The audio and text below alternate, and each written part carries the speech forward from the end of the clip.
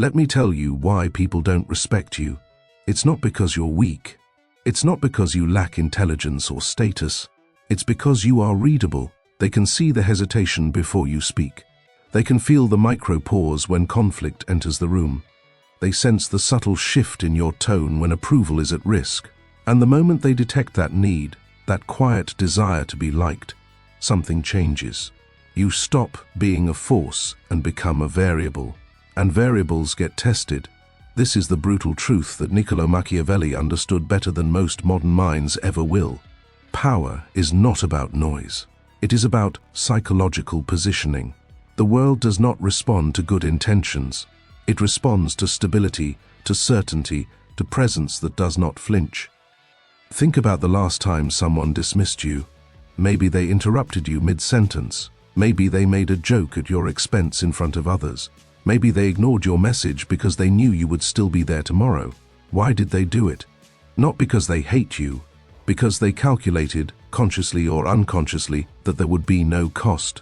Disrespect thrives where consequences are absent, and consequences are not loud threats. They are shifts in access, shifts in tone, shifts in energy. When someone feels they can provoke you without destabilizing themselves, your aura collapses. Weak presence invites testing. Strong presence ends it before it begins. The foundation of a ruthless aura is internal certainty, not arrogance, not delusion. Certainty. Most people enter rooms seeking signals that they belong. They scan faces. They adjust posture based on reactions. They speak and immediately look for agreement. That tiny search for validation is where authority dissolves. Machiavelli once observed that men are won more by the eye than by the hand. People follow what they see, and the eyes of someone uncertain wander. The eyes of someone certain hold steady. Certainty changes your breathing. It slows your speech. It sharpens your pauses. It removes the frantic need to fill silence. When you are mentally still, the room calibrates to you instead of you calibrating to it. Never display hesitation as identity. You can think privately. You can reconsider internally. But outwardly, your movements remain deliberate. You do not apologize for existing in space. You do not shrink sentences to soften impact. You speak, then you stop. You do not rush to defend your position unless strategy requires it. Conviction is not about always being right. It is about never appearing fragmented. People test fragmentation. They respect cohesion. Now, understand the second layer, controlled opacity. Amateurs show everything. Masters reveal nothing unnecessary. The moment you expose uncontrolled emotion, you hand over a blueprint. If anger explodes from you easily, you've shown the trigger. If praise lifts you too high, you've shown dependency. If criticism visibly wounds you, you've shown insecurity. The disciplined individual feels deeply but expresses selectively. A steady tone, minimal facial leakage, no frantic gestures. You become a closed book with deliberate pages. Mystery generates projection. Projection generates psychological weight. Machiavelli warned that it is unnecessary to speak of everything you think.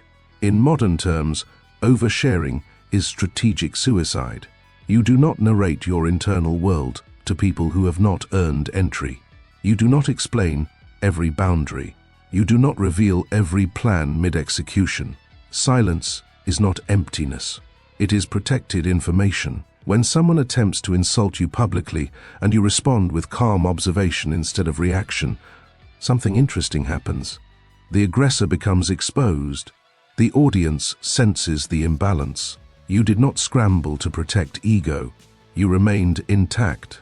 That intactness unsettles more than aggression ever could. Fear, when used correctly, is not loud. It is atmospheric. You do not need to threaten anyone. You simply create the understanding that disrespect alters access. People fear unpredictability more than volume. Emotional people are easy to predict. You can wait them out. But someone who grows colder instead of louder introduces uncertainty. Uncertainty forces caution, and caution breeds respect. When someone crosses a boundary and your response is not a rant, but a reduction of warmth, a reduction of access, a reduction of engagement. They feel it. You did not explode.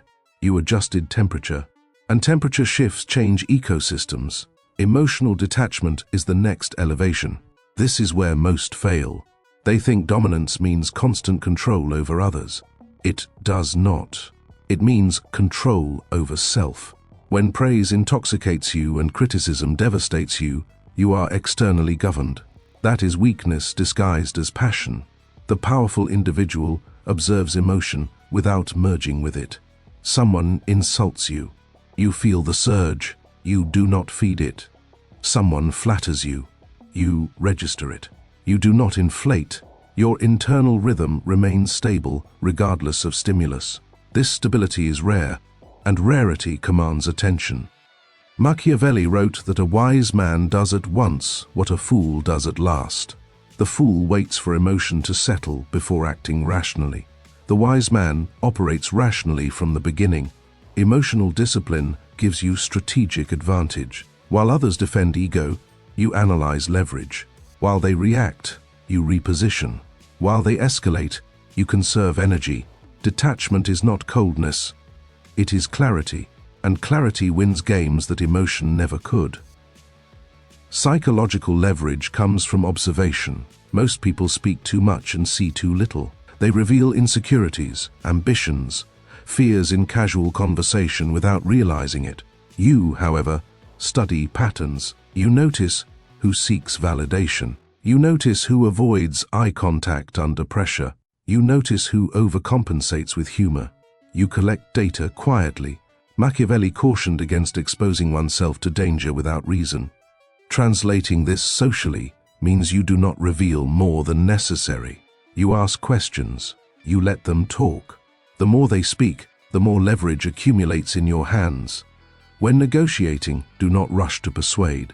Allow silence to stretch. People rush to fill silence with concessions. Let them. When someone tries to dominate conversation, let them overextend.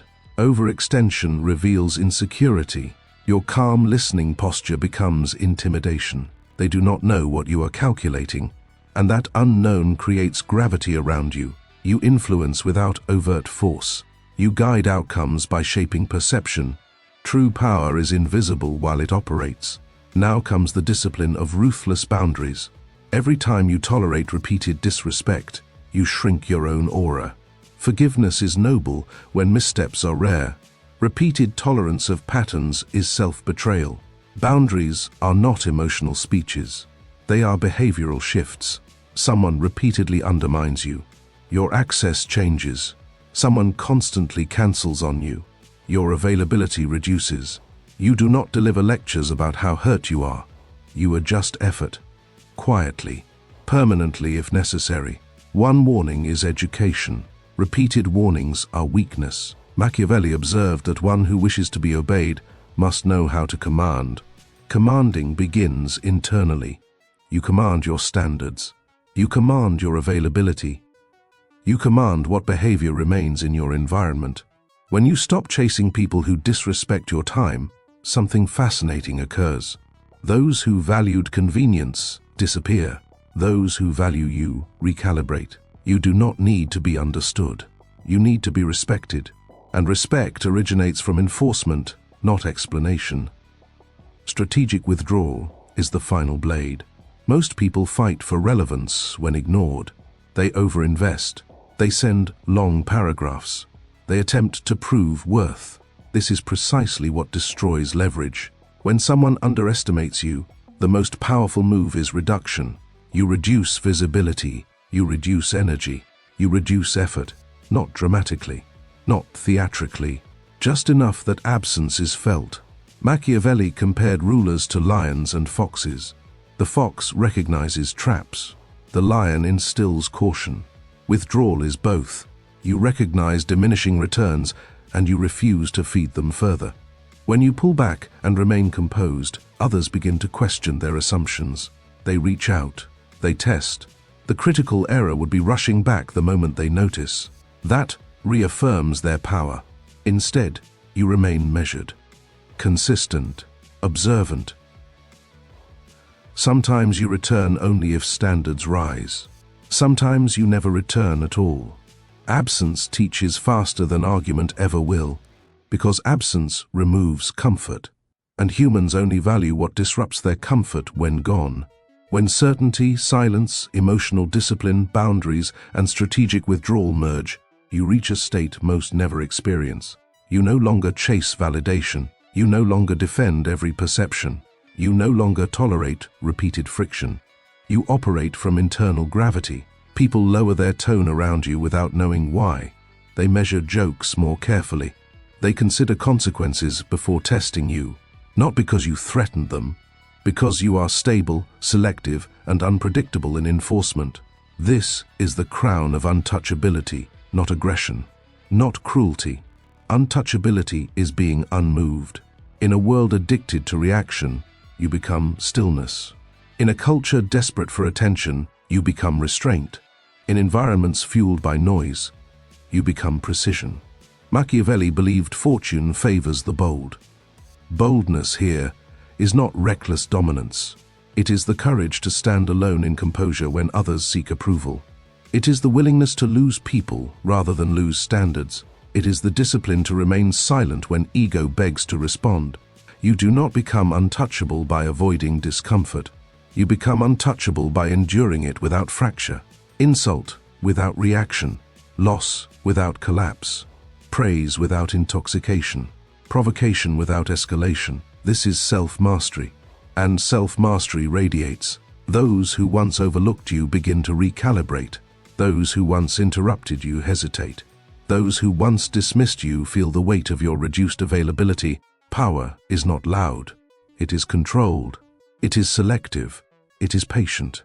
You do not need to announce transformation. You embody it. You do not demand respect. You condition it.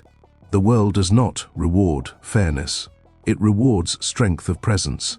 It does not follow doubt. It follows certainty. It does not fear aggression. It fears unpredictability under control.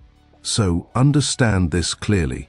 Your aura is built in micro moments, in the pause before response, in the decision not to over-explain, in the enforcement of a boundary without drama, in the choice to withdraw instead of beg, in the refusal to let emotion dictate action.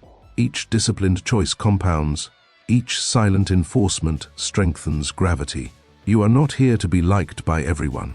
You are here to be respected by those who matter. And respect begins the moment you become unreadable, unreactive, and uncompromising with your standards. Stay calm. Stay deliberate. Stay sovereign. The world adjusts to those who refuse to bend.